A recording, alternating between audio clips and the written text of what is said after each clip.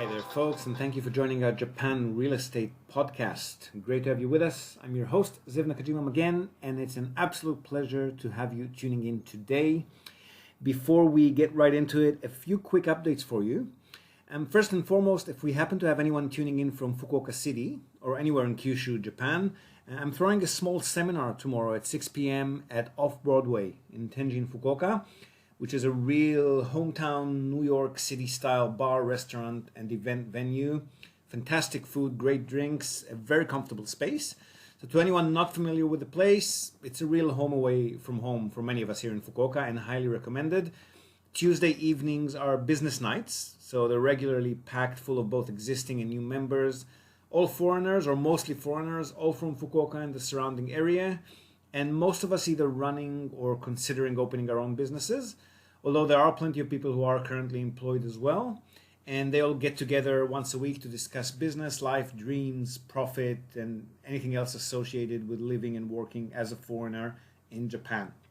The owner of the venue, who's also organizing these events and many others, is Mr. Louis Matos. So former New Yorker, longtime resident of Fukuoka, and regardless of the event itself, definitely someone worth meeting if you're living in or visiting the area. So that's tomorrow, Tuesday, 10th December 2019. I've been invited to talk shop, which means, of course, real estate in Japan, with a bit of a deep dive into Fukuoka and other locations in Kyushu specifically. We're going to focus mainly on investment, but also touch upon buying a place to live or work in.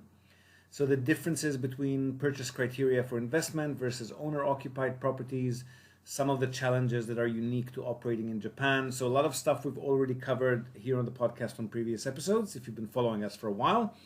And of course, plenty of time for Q&A and just informal chats as always. So do come pay us a visit if you happen to be in the area tomorrow. That's Tuesday, 10th December. Come say hello. We'll link to the event's Facebook and meetup pages in this episode's show notes, of course. Now the second update, and this also ties into today's episode topic, that Itoshima beachside monthly lease property that we've mentioned is on the market again in our last episode, and we also covered in more detail in a previous one. Well, that one's already under application. My apologies. So one of our listeners put his foot in the door immediately after we announced it's available here on the podcast. So that particular one's no longer available. We will let you know if the sale doesn't go through for any reason, but that one is most likely gone. The other one, the Niigata Hotel or Ryokan, the traditional Japanese inn that we've mentioned, still on the market as far as we're aware, so do feel free to listen to our last episode and the previous episodes that we've done on that property. They're all in the show notes for last week's episode, as well as the public version of PBKK's report on it, and their business plan, projection spreadsheets, and so forth. Okay, so we've been hearing from a lot of you since we started discussing monthly rentals here on the podcast.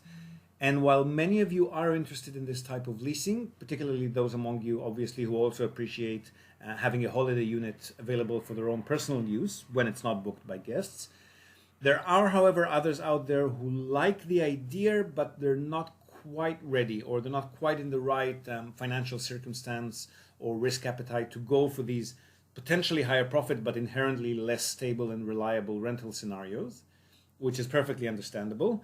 But again, they do like the idea of having a property that could potentially generate at least slightly higher income than what normal long-term leases can do. But they prefer a smaller risk factor, more of a stable tenancy if possible. So kind of a midway rental solution, if you will.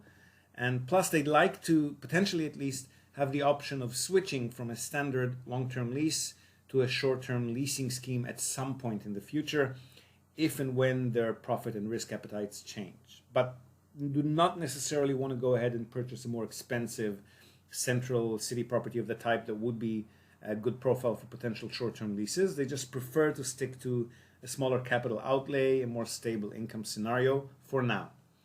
So there is actually an in-between, kind of a gray area there, right between long-term leases and monthly rentals or short-term stay properties. And that's what's called a sublease arrangement. So a sublease agreement is essentially a standard long-term lease from the landlord's perspective. Only the tenant is a short-term or monthly lease operator. So the way it works is the operator rents the property directly from the landlord, paying them a monthly fixed rental fee, regardless of whether the property is actually occupied or not. And that fixed monthly rent is supposed to be normally at least slightly higher than a standard long-term lease.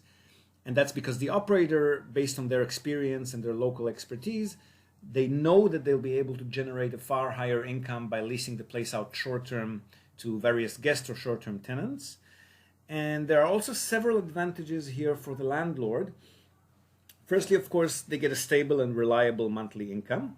And some of these short-term stay operators are big nationwide type companies that are very reliable. Secondly, the operator also takes care of all small and medium maintenance and repair items inside the unit itself, including standard wear and tear of furniture, wallpaper, small fixtures, flooring, window screens, etc. So save you a few bucks and a bit of the uncertainty factor that's associated with normal leases. And lastly, the fact that they've agreed to and have successfully operated a short-term stay business in that particular property is pretty much a guarantee to the owner that the property can be run profitably in a short-term lease scenario at any point in the future. Which means that at any point prior to a lease renewal, the owner can simply pick up the gauntlet themselves, choose not to renew the subleasing agreement with sufficient notice, of course, which is normally 3 or 6 months prior to lease end, depending on the agreement. And then the owner can try their hand running a short-term lease operation on their own with the help of a monthly lease property manager, of course, which, if you recall from previous episodes, charged something like 20 to 30% of the gross monthly short-term rental income. But that still takes most of these properties a step up income-wise in comparison with a long-term lease arrangement, whether that's with a normal tenant or a sublease company. So the only caveats here are, one, that it's a good idea to check with a sublease company before purchasing a property that you think you may want to be available for you. You may want to be available for this arrangement later on. So they'll quickly look at the age and condition of the building, the location, the layout, and they'll let you know if they think that they want to sublease it from you and for how much. So if they say no, or if the monthly rent that they agree to pay for it is lower than a standard long-term lease rent amount, you know that this property probably is not going to be very profitable for monthly leasing at any point in the future. The second caveat is that the sublease company's typical lease term is usually longer than standard tenancies. So normally about 3 or 4 years instead of the usual 1 or 2 year rolling lease that we get with normal tenants, which makes sense, of course, because they need to furnish the place, they need to spruce it up nicely when they take over, so they want to make sure that they get their money's worth. And the third caveat is that when their tenancy does come to an end, the property that's then returned to the landlord does tend to suffer at least slightly more wear and tear than comparable properties that have been leased for the same period of time.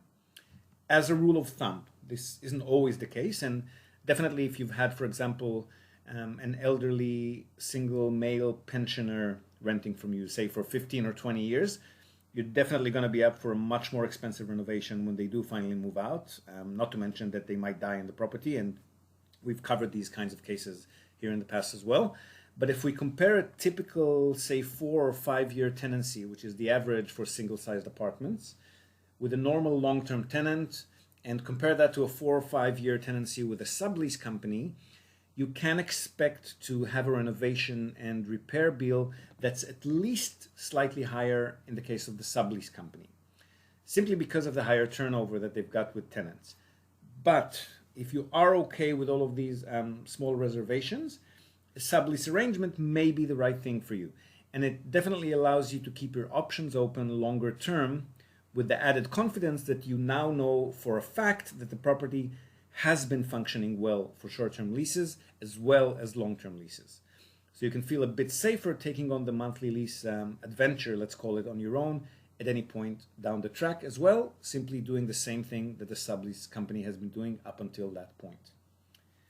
So that's probably it from us on this topic, folks. We'll do an actual deal analysis episode on one of these sublease type properties in one of our upcoming episodes, so you can have a closer look at what the numbers and the potential issues with these properties look like in practice. And we hope to see you at our seminar off Broadway tomorrow, December 10th, 2019, if you happen to be in Fukuoka or nearby at all. And of course, we would really appreciate it, as always, if you could take a moment of your time to leave us a star rating or even better, a short review along with it, just a few words on the iTunes store. We love hearing from you, either there or on the comments section of wherever you might have tuned in from. We're on Facebook, Instagram, both under the name Japan Real Estate. Very active community, actually, particularly on our Facebook group and business page. So feel free to jump into the conversation. And of course, feel free to share this episode and the podcast with your own networks. And we hope to have you with us next time as well.